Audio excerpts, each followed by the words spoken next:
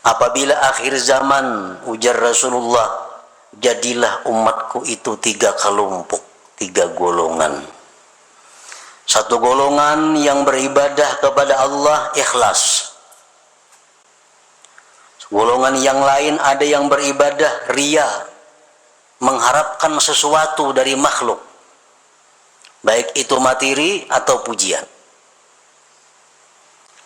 Satu golongan yang beribadah kepada Allah untuk mencari makan dengan manusia.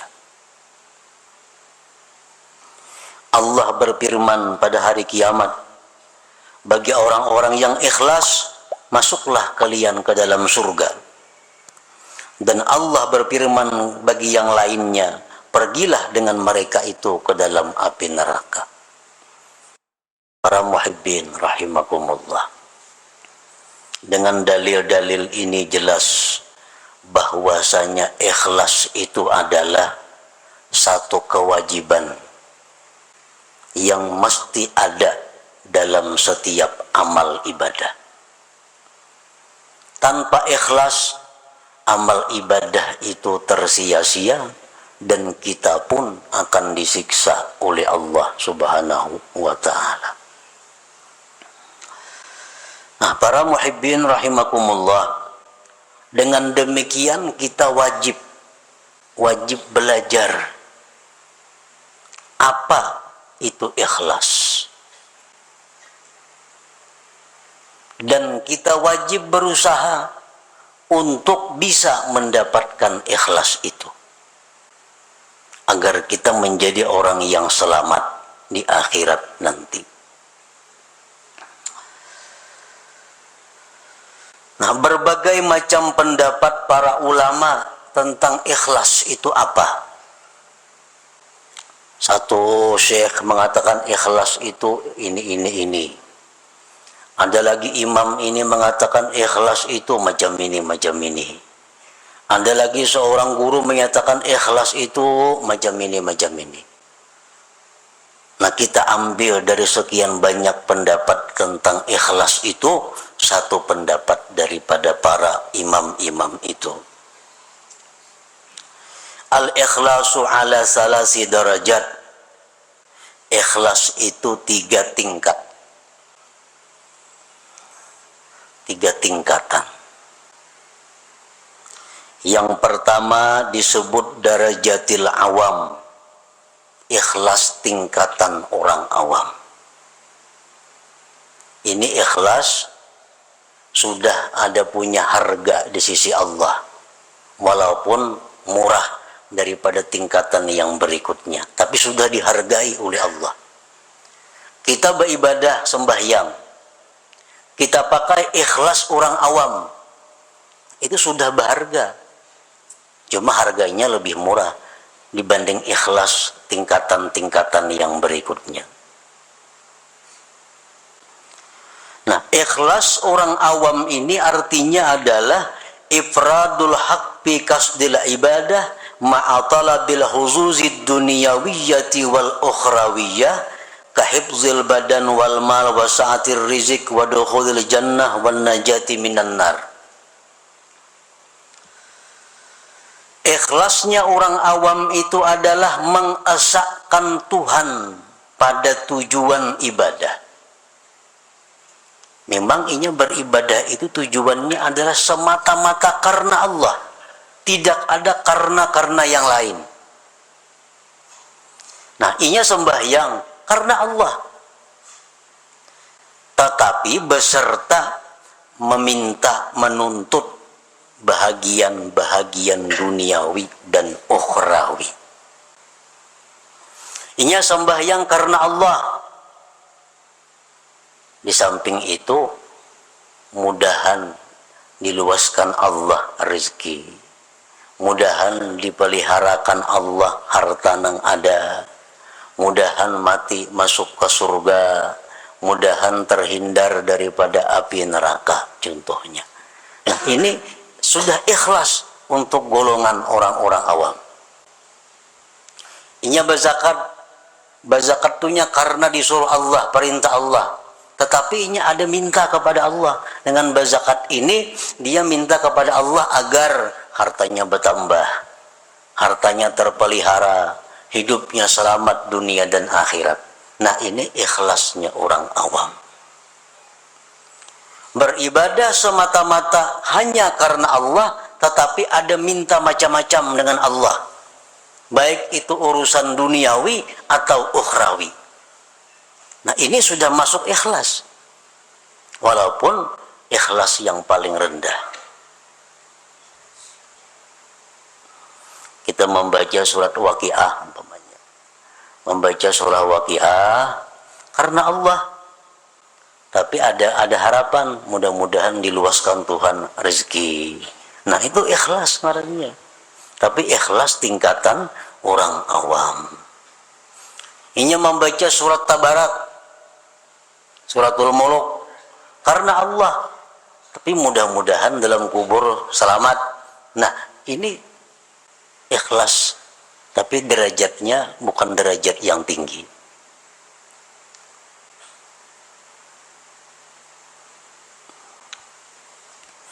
Yang kedua, darajatul khawas, derajat ikhlas orang khawas.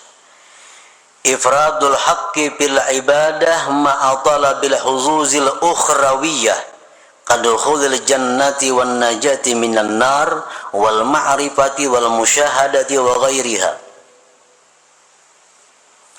Ikhlas tingkatan yang kedua tertinggi ini, talarang Allah menghargai daripada yang pertama tadi.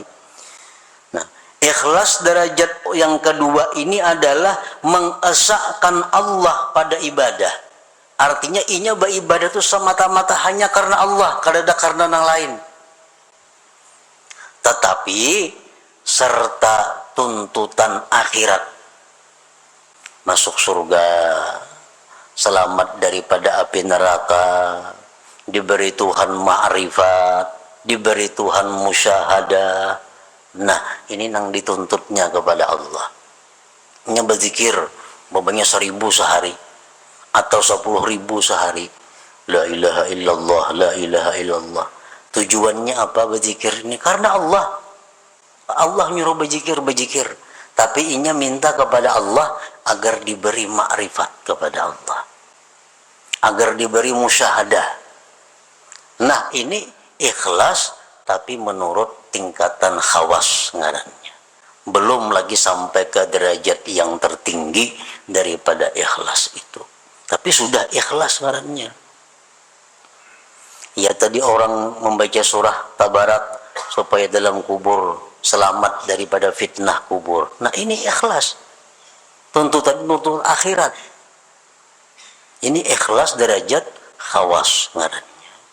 Ini kadada dalam ibadah itu minta kepada Allah urusan dunia kadada. Nah, beribadah kepada Allah karena Allah, nang dimintanya kepada Allah urusan akhirat. Kadada urusan disihatkan badan, kadada urusan dimurahkan rezeki, kadada urusan berdagang supaya payu, kadada. Urusannya apa? Inya beribadah nih karena Allah, nang dimintanya kepada Allah urusan akhirat. Nah, ini ikhlas tingkatan yang nomor 2. Ini lebih hebat daripada yang pertama tadi. Yang ketiga, darajatul khawasil khawas. Nah, ini derajat yang tertinggi. Tahqiqul ubudiyah wal qiyamu bi huquqir rububiyah fil ibadah. Dia beribadah itu semata-mata memantapkan kehambaannya dan mendirikan dengan hak Tuhannya. Aku beribadah ini semata-mata karena Allah dan aku ini adalah hamba Allah, titik. Perkara masuk surga, perkara neraka itu kada tahu urusannya. Nah, inya berzikir karena menjunjung perintah Allah, habis ingat situ. Inya sembahyang, aku semata-mata menjunjung perintah Tuhan karena aku nih hamba, aku mesti sembahyang. Habis ingat situ. Kadada macam-macam lawan Tuhan tuh kehendak permintaan kadada. Nah, inilah derajat ikhlas yang tertinggi itu. Nah, para muhibbin rahimakumullah. Jadi apapun di antara derajat ikhlas yang 3 macam itu, apabila ada di dalam amal ibadah kita, maka amal ibadah kita itu sudah hidup, sudah punya roh. Artinya ada harga di sisi Allah Subhanahu wa taala. Kita membaca Quran, di dalam situ ada ikhlas, walaupun derajat-derajat orang awam sudah selamat.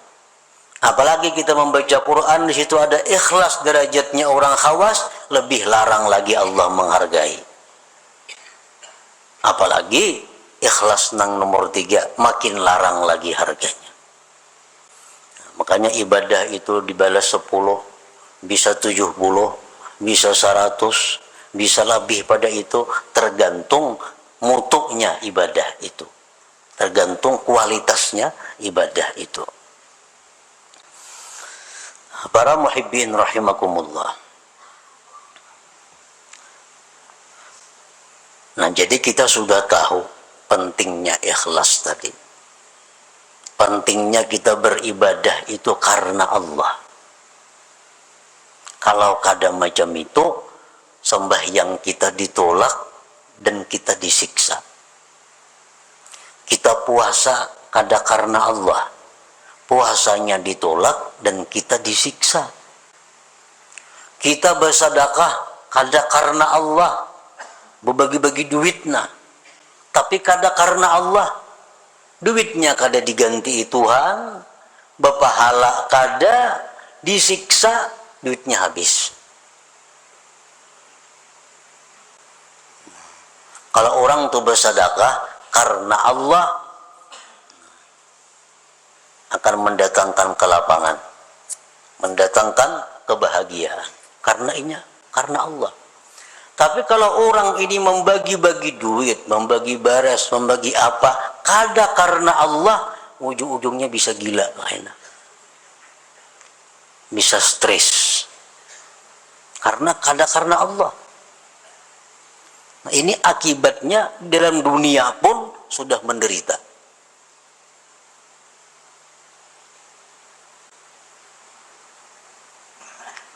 Jadi ikhlas ini bukan hanya perkara diterima kada diterima, disiksanya ini yang jadi masalah.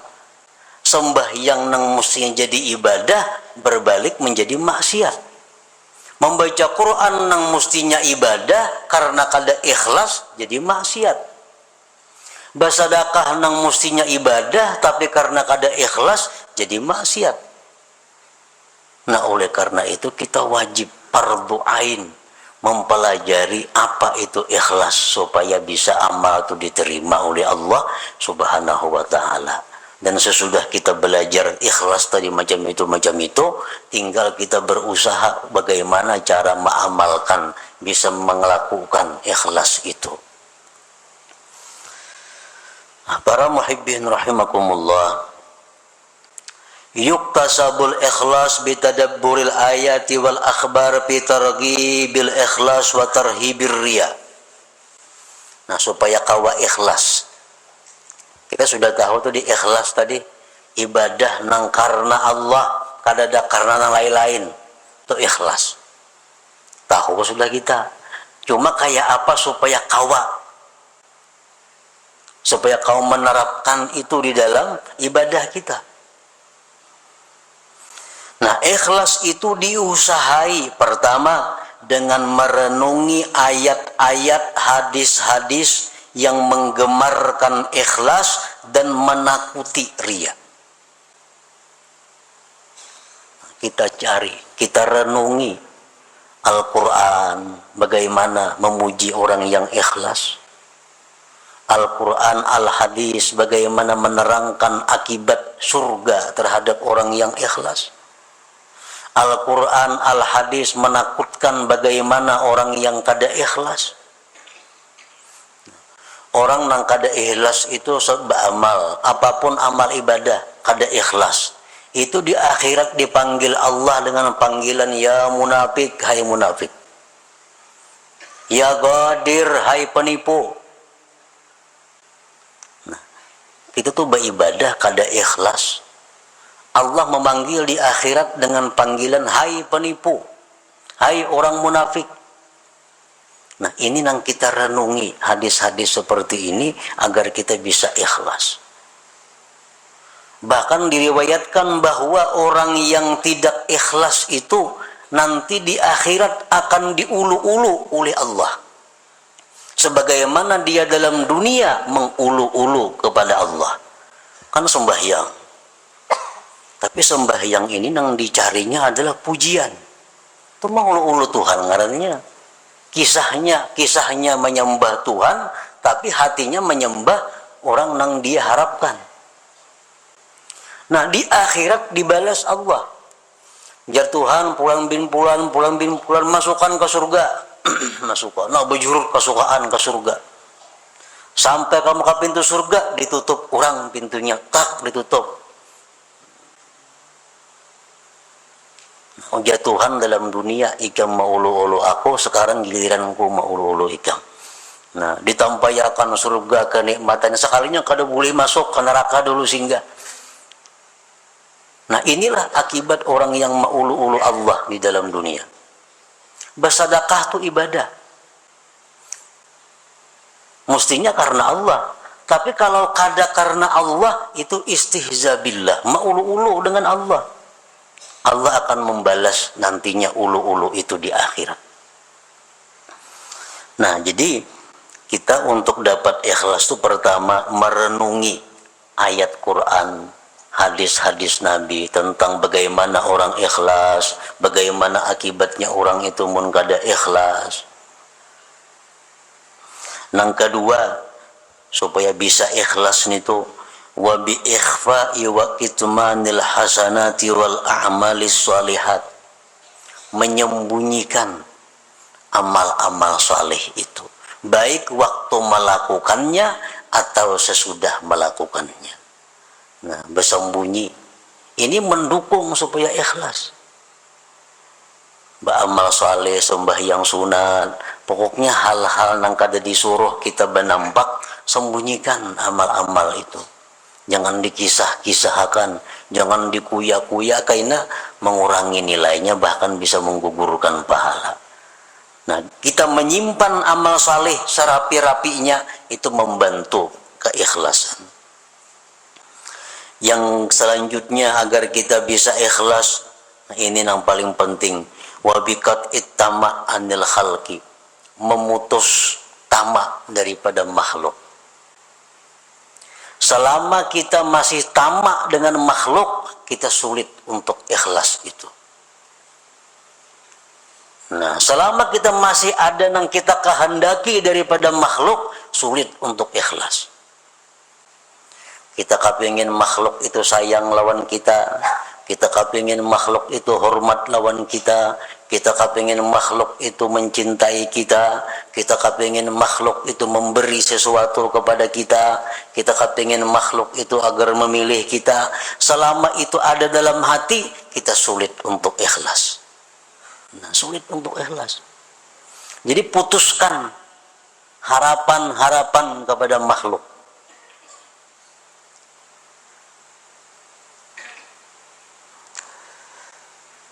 Wa bidawamir riyadhati wal mujahadah, dan juga dengan selalu latihan dan berjuang.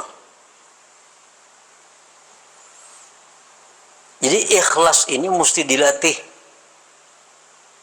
dan berjuang. Nah, kemudian lagi supaya bisa ikhlas itu adalah wa du'a ilallah ayyarzuqahul ikhlas. Lawan Tuhan minta, Allahumma rizuknil ikhlas bil a'mal, ya Allah berikan aku ikhlas pada amal-amal. Ini perlu lawan Tuhan, karena kalau Allah memberi setumat saja. Allahumma rizukni al ikhlasa bil a'mal, ya Allah aku minta ikhlas pada segala amal. Selanjutnya lagi yang mendatangkan ikhlas adalah suhbatul mukhlisin, bakawan lawan orang-orang ikhlas. Mun bakawan lawan orang nang katujuria, menjangkit katujuria juga. Kawane orang-orang nang ikhlas, maka itu akan membawa ikhlas kepada diri kita.